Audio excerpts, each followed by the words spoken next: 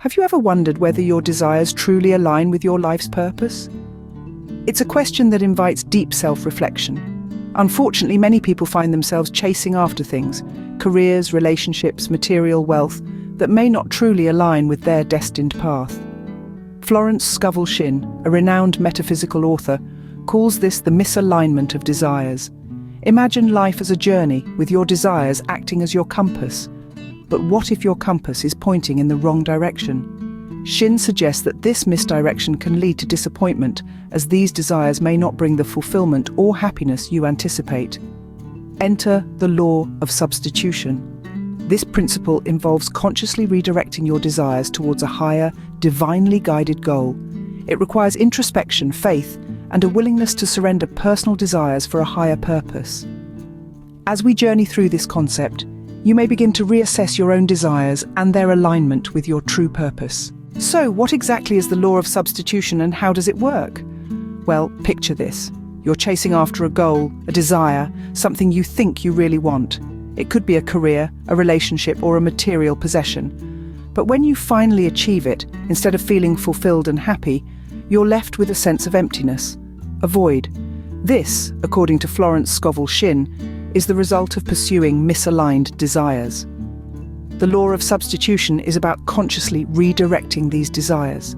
Instead of fixating on what you think you want, which may not be meant for you, Shinn encourages replacing it with a higher, divinely guided goal. This is not about abandoning your dreams or desires, but rather about aligning them with your true purpose. It's about introspection, about tapping into your inner wisdom to understand what is truly meant for you. Now, you might wonder, what happens when you strive for something that doesn't belong to you? According to Shinn, failure is likely. But this isn't a punishment, it's guidance. It's a nudge in the right direction, redirecting you toward your true destiny.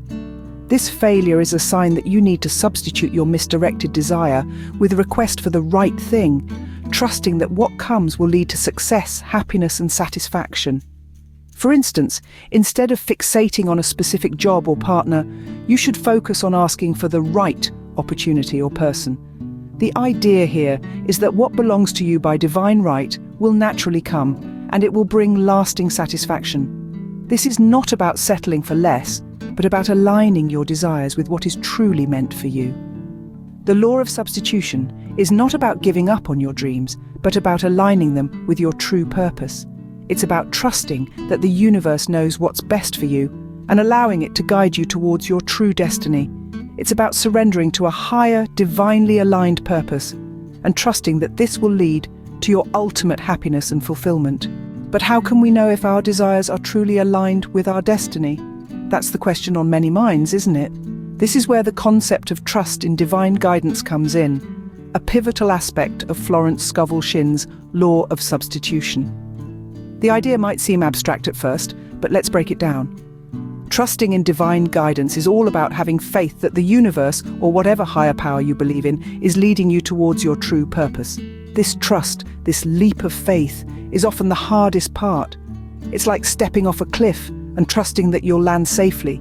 Now, this doesn't mean you should sit back and wait for things to happen. Shinn encourages us to actively substitute our personal desires with a request for the right thing.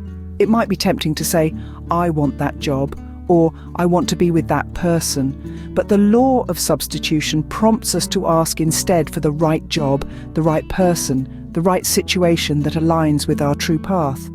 So how do we do that? It starts with introspection, with really understanding ourselves, our values and our passions.